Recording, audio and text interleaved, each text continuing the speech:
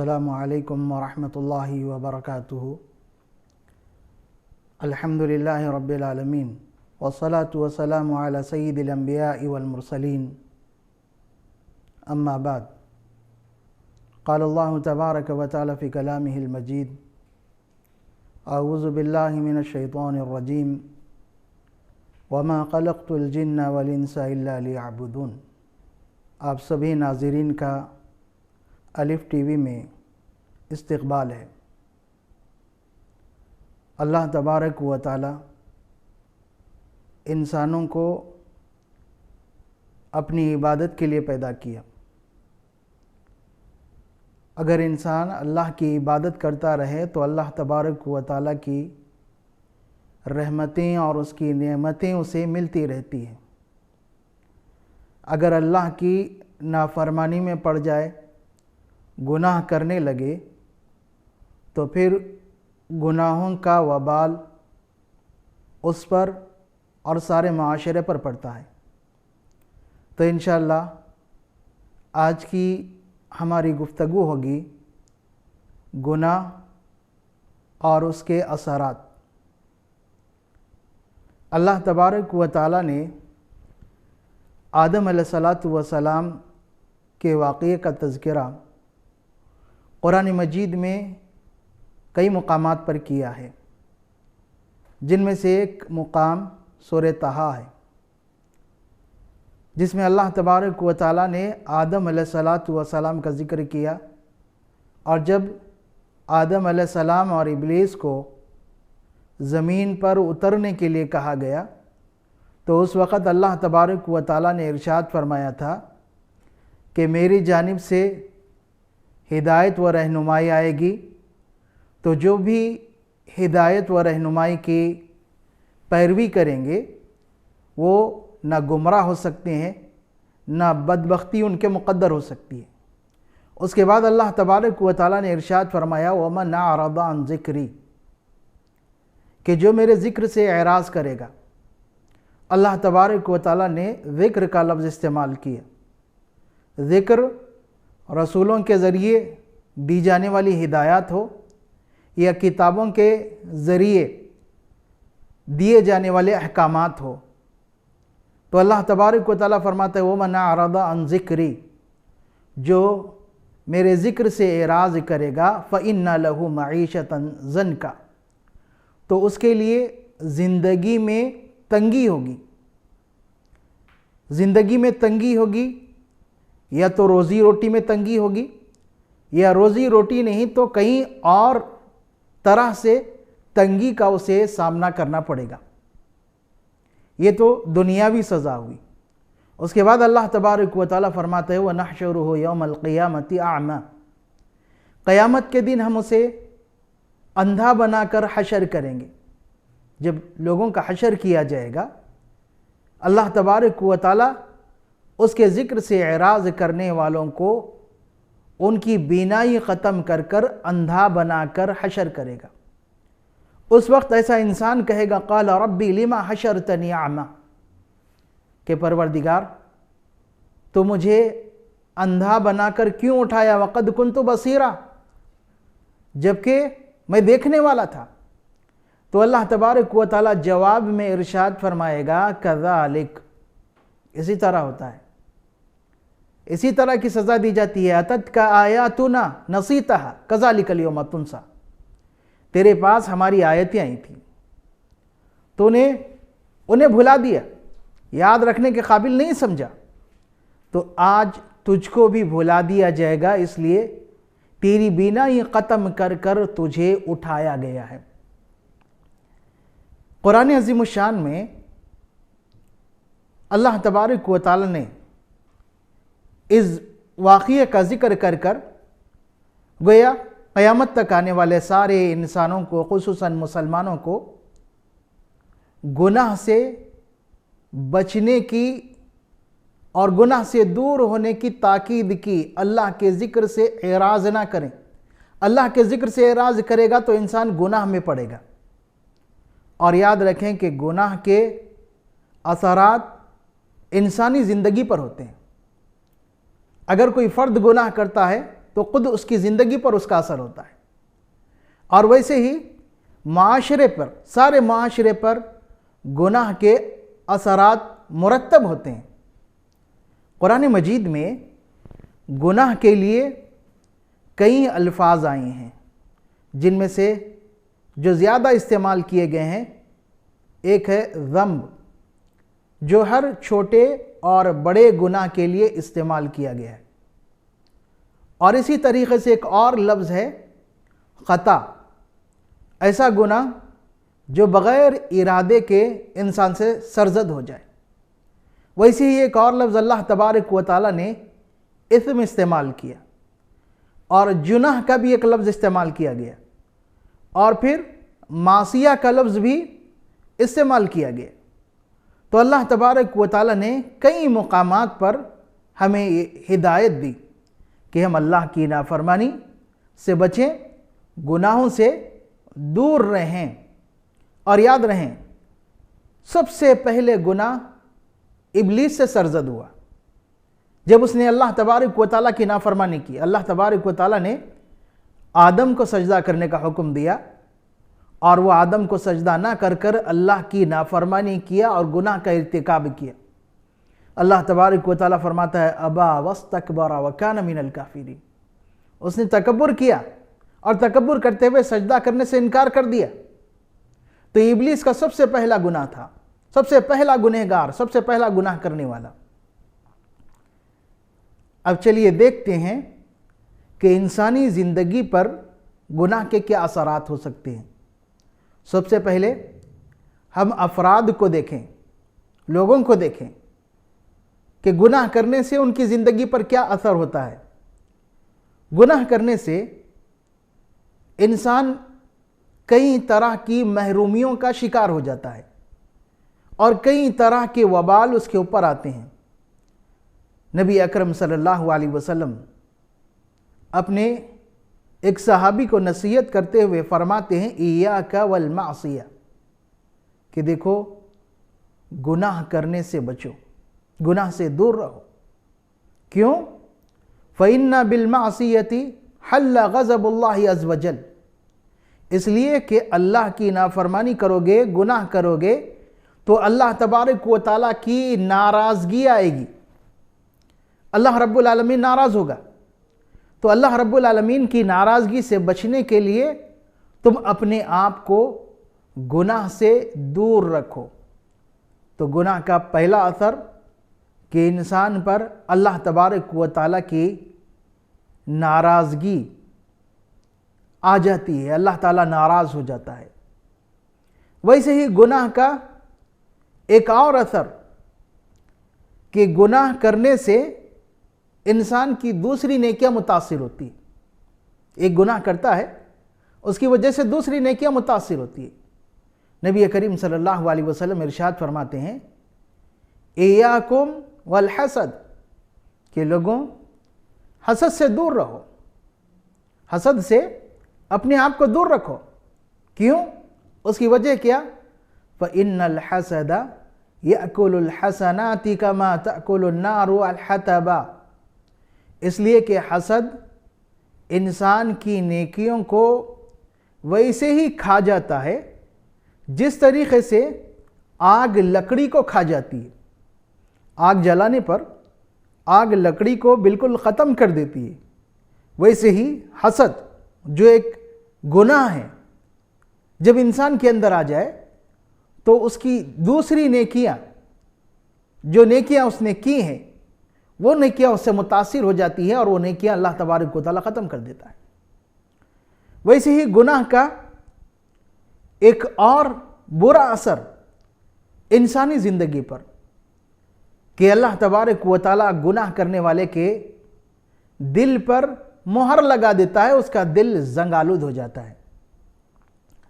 نبی کریم صلی اللہ علیہ وسلم ارشاد فرماتے ہیں کہ اذا اذنب العبد، کہ جب بندہ گناہ کرتا ہے کانت نقطۃ سوداء علی قلبی، تو اس کے دل پر ایک سیاہ نقطہ آ جاتا ہے۔ فَإِن تَابَ وَنَزَعَ ثقل قلب، اگر وہ گناہ ہونے کے بعد فوراً توبہ کر لیتا ہے، وہ نزع، اور اس گناہ سے دور ہو جاتا ہے، اس کو چھوڑ دیتا ہے، تو نبی کریم صلی اللہ علیہ وسلم ارشاد فرماتے ہیں ثقل قلب، تو اس کا دل بالکل صاف صیقل کر دیا جاتا، بالکل صاف کر دیا جاتا، صاف ہو جاتا، وہ نقطہ ختم ہو جاتا۔ وَإِن زَادَ زَادَتْ، اگر وہ گناہ پہ گناہ کرتے جائے، مزید گناہ میں وہ پڑتا جائے، تو زادت، وہ سیاہ نقطہ بھی زیادہ ہونے لگتا، بڑھنے لگتا، حتی یعلو قلبہ، یہاں تک کہ پورے اس کے دل پر وہ چھا جاتا ہے۔ اس کے بعد اللہ کے رسول صلی اللہ علیہ وسلم فرماتے ہیں فَذَلِكَ الرَّيْنُ الَّذِي ذَكَرَ اللَّهُ عَزَّ وَجَلَّ فِي كِتَابِهِ، یہ وہی زنگ ہے جس کا ذکر اللہ تبارک و تعالیٰ نے اپنی کتاب قرآن عظیم الشان میں کیا۔ اللہ تبارک و تعالیٰ قرآن عظیم الشان میں ارشاد فرماتا ہے کَلَّا بَلْ رَانَ عَلَىٰ قُلُوبِهِمْ مَا كَانُوا يَكْسِبُونَ، کہ ان کے دل زنگ آلود ہو گئے ان کے اعمال کی وجہ سے، ان کے دلوں کو زنگ لگ گیا، زنگ لگنے کی وجہ ان کے اعمال۔ تو گناہ کا ایک برا اثر کہ انسان کا دل زنگ آلود ہو جاتا ہے۔ زنگ آلود ہونے کا مطلب یہ ہے کہ وہ گناہوں پہ گناہ کرتا جاتا ہے اور نیکیوں میں اس کی دلچسپی نہیں رہتی ہے، اور خیر کے سمجھنے سے وہ محروم ہوتا جاتا ہے، خیر سے دور ہوتا جاتا ہے۔ ویسے ہی نبی کریم صلی اللہ علیہ وسلم نے گناہ کا ذکر کیا اور اس کے برے اثرات کا، اور خصوصاً وہ گناہ جس کی وجہ سے قیامت کے دن اللہ تبارک و تعالیٰ نیکیوں کو ختم کر دے گا، انسان کی نیکیاں ختم ہو جائیں گی۔ نبی کریم صلی اللہ علیہ وسلم ارشاد فرماتے ہیں لَأَعْلَمَنَّ أَقْوَامًا مِّنْ أُمَّتِي يَأْتُونَ يَوْمَ الْقِيَامَةِ بِحَسَنَاتٍ أَمْثَالِ جِبَالِ تِحَامَةٍ، قیامت کا دن ہوگا، اس وقت لوگوں کی پیشی ہوگی، بہت سارے لوگ آئیں گے، ان میں بہت سارے لوگوں کو میں جانتا ہوں، مجھے علم ہے، میں جانتا ہوں، وہ ڈھیر ساری نیکیاں لے کر آئیں گے۔ ان کی نیکیوں کی مقدار کیا ہوگی؟ تیہامہ پہاڑ کے برابر ان کی نیکیاں ہوگی۔ نبی کریم صلی اللہ علیہ وسلم فرماتے ہیں فَيَجْعَلُهَا اللَّهُ هَبَاءً مَنْثُورًا، اللہ تبارک و تعالیٰ ان کی ساری نیکیوں کو بکھر دے گا، نیکیاں ختم کر دے گا اللہ تبارک و تعالیٰ۔ نیکیاں لے کر آئے تیہامہ پہاڑ کے برابر، لیکن اللہ تبارک و تعالیٰ نیکیوں کو ختم کر دے گا۔ حضرت ثوبان رضی اللہ تعالیٰ عنہ جو اس حدیث کے راوی ہے، انہوں نے کہا کہ اللہ کے رسول یہ کون لوگ ہیں، ہمارے سامنے بیان کیجئے، انہیں واضح کیجئے تاکہ ہم لا علمی کی وجہ سے ان میں شامل نہ ہو جائیں۔ تو نبی کریم صلی اللہ علیہ وسلم نے فرمایا وہ تم ہی لوگوں میں سے ہوں گے، تمہاری طرح ہوں گے، لیکن یہ ایسے لوگ ہوں گے اذا خلو بمحارم اللہ، کہ اللہ کے محارم، حرام کردہ امور انہیں تنہائی میں ملیں گے تو انتہکوہا، وہ اسے چاک کر دیں گے، تنہائی میں گناہ میں پڑ جائیں گے۔ لوگوں کے درمیان رہیں گے متقی، پرہیزگار، گناہ سے بچنے والے ہوں گے، لیکن جب تنہائی میں گناہ کا موقع آئے گا تو گناہ میں مبتلا ہو جائیں گے، اپنے آپ کو نہیں بچائیں گے۔ تو نبی کریم صلی اللہ علیہ وسلم گناہ کا ایک اثر بتاتے ہیں کہ اللہ تبارک و تعالیٰ قیامت کے دن تیہامہ پہاڑ کے برابر نیکیاں ہونے کے باوجود ان کی نیکیوں کو ختم کر دے گا۔ کیوں؟ ان کے گناہ کی وجہ سے، تنہائی میں گناہ کرنے کی وجہ سے۔ اسی لیے نبی کریم صلی اللہ علیہ وسلم اپنے صحابی کو نصیحت کرتے ہیں اتق اللہ، کہ تم اللہ سے ڈرو، جہاں کہیں بھی ہو، جس حال میں بھی ہو، لوگوں میں ہو، تنہائی میں ہو، کہیں بھی ہو، اللہ تبارک و تعالیٰ سے ڈرتے رہا کرو۔ انسان گناہ کرتا ہے، اس کی سزا، اس کا اثر اس کی زندگی پر آ رہا ہے۔ ویسے ہی اگر انسان گناہ کرے تو اس کے اثرات پورے معاشرے پر بھی آتے ہیں، پورا معاشرہ متاثر ہو سکتا ہے۔ نبی کریم صلی اللہ علیہ وسلم کے تعلق سے صحابہ کرام رضی اللہ عنہم اجمعین بیان کرتے ہیں کہ آپ صلی اللہ علیہ وسلم کا گزر ایک جنازے پر ہوا، تو نبی محترم صلی اللہ علیہ وسلم نے صحابہ سے دریافت کیا کہ یہ شخص مستریح ہے یا مستراح منہ ہے۔ آپ نے الفاظ استعمال کیے، ایک مستریح، دوسرا مستراح منہ۔ تو حضرات صحابہ رضوان اللہ علیہم اجمعین جو نبی کریم صلی اللہ علیہ وسلم سے سیکھنے میں، آپ سے علم حاصل کرنے میں ہمیشہ آگے رہا کرتے تھے، انہوں نے سوال کیا کہ اللہ کے رسول، یہ مستریح اور مستراح منہ کیا ہے؟ تو نبی کریم صلی اللہ علیہ وسلم نے ارشاد فرمایا، یستریح المؤمن من بأذى الدنیا ونسبها الی اللہ عز وجل، کہ ایک مومن مرنے کے بعد دنیا کی تکلیف اور اس کے رنج و غم سے بالکل نجات پا کر اللہ رب العالمین کی جانب منتقل ہو جاتا ہے، اور جو فاجر اور گنہگار بندہ ہوتا ہے اس کی موت ہوتی ہے، تو نبی کریم صلی اللہ علیہ وسلم فرماتے ہیں، یستریح منہ العباد والبلاد والدواب والشجر والدواب، کہ جب ایک فاجر گنہگار انسان انتقال کر جاتا ہے، موت ہو جاتی ہے اس کی، تو اس کی موت کی وجہ سے اللہ کے بندے بھی راحت پاتے ہیں، اور اللہ رب العالمین نے دیگر مخلوقات کو بھی اس کی موت سے راحت کا ذریعہ بنا دیتا ہے، اس سے وہ بھی راحت میں آ جاتے ہیں، چوپائے بھی، درخت اور دوسری چیزیں بھی۔ کیوں؟ گناہ کی وجہ سے اللہ تبارک و تعالیٰ کی رحمتیں رک جاتی ہیں۔ اللہ رب العالمین کی رحمتیں رکنے سے سارے لوگ پریشان ہو جاتے ہیں، اللہ کے نیک بندے بھی پریشان ہوتے ہیں، وہ بھی پریشانیوں کا سامنا کرتے ہیں۔ ویسے ہی درخت اور پھر جانور، یہ بھی اللہ رب العالمین کی رحمتوں سے دور ہونے کی وجہ سے پریشان رہا کرتے ہیں، اور وہ دور کیسے ہوتے ہیں؟ انسانوں کے گناہ کی وجہ سے۔ تو ایک فاجر بندہ جب اس دنیا سے انتقال کر جاتا ہے تو بہت سارے لوگوں کو اس کی وجہ سے راحت مل جاتی کہ اللہ تبارک و تعالیٰ اب رحمت نازل کرے گا اپنی۔ ویسے ہی اللہ تبارک و تعالیٰ نے قرآن عظیم الشان میں گناہ کا ذکر کیا اور بتایا کہ گناہ کا اثر پورے معاشرے پر، پوری زمین پر ہوتا ہے۔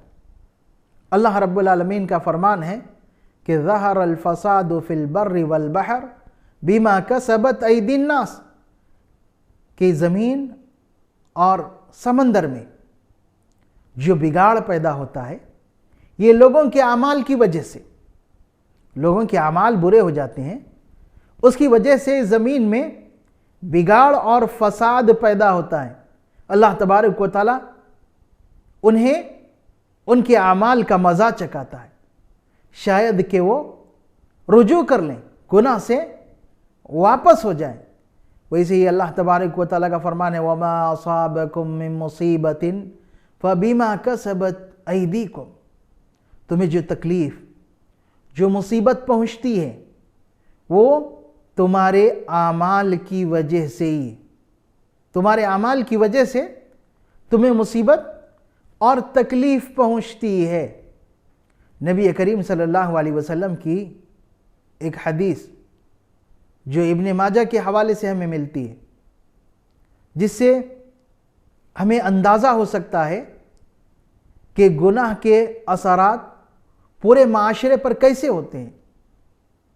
عبداللہ ابن عمر رضی اللہ تعالیٰ عنہ بیان کرتے ہیں کہ اللہ کے رسول صلی اللہ علیہ وسلم ایک دفعہ مہاجرین سے خطاب فرمائے، اور آپ نے فرمایا یا معاشر المہاجرین خمس اذا ابتلیتم بہن اعوذ باللہ ان تدرکوہن، کہ اے مہاجروں کی جماعت، 5 باتیں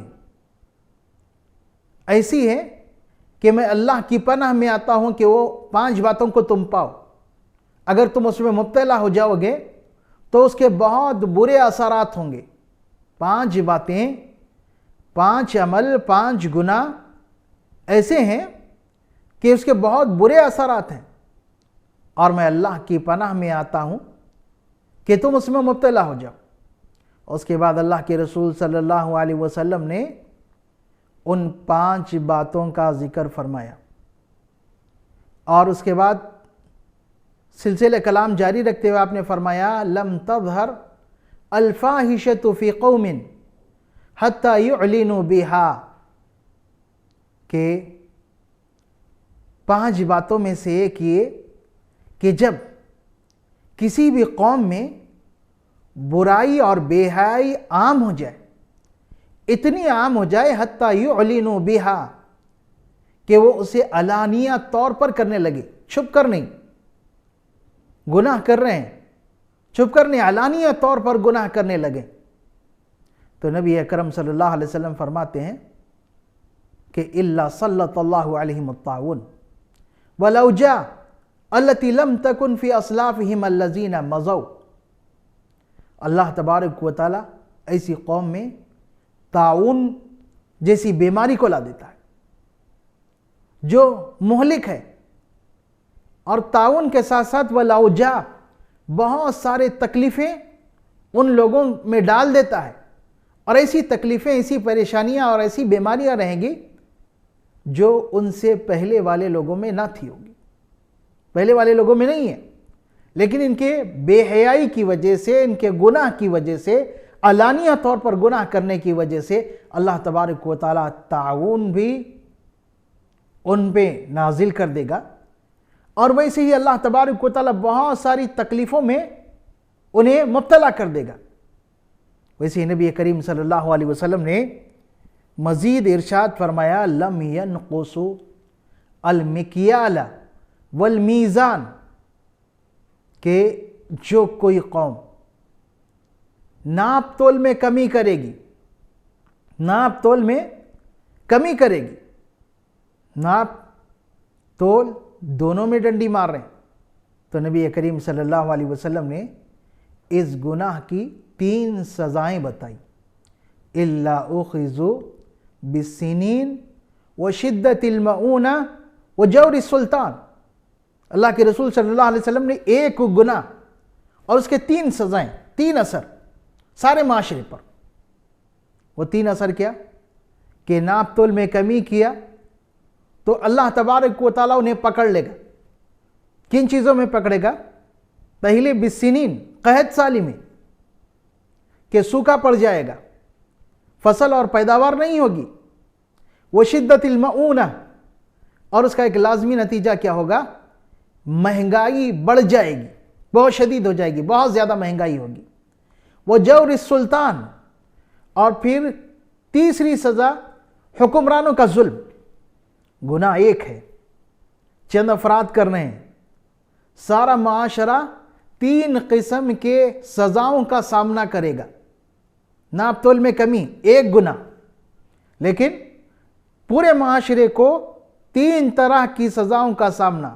نمبر 1 قحط سالی، دوسرا مہنگائی، اور تیسرا حکمرانوں کا ظلم. تو چند افراد کے گناہ کی وجہ سے سارے معاشرے پر اس کا برا اثر پڑ رہا ہے. اس کے بعد اللہ کے رسول صلی اللہ علیہ وسلم نے فرمایا وَلَمْ يَمْنَعُوا زَكَاةَ أَمْوَالِهِمْ إِلَّا مُنِعُوا الْقَطْرَ مِنَ السَّمَاءِ.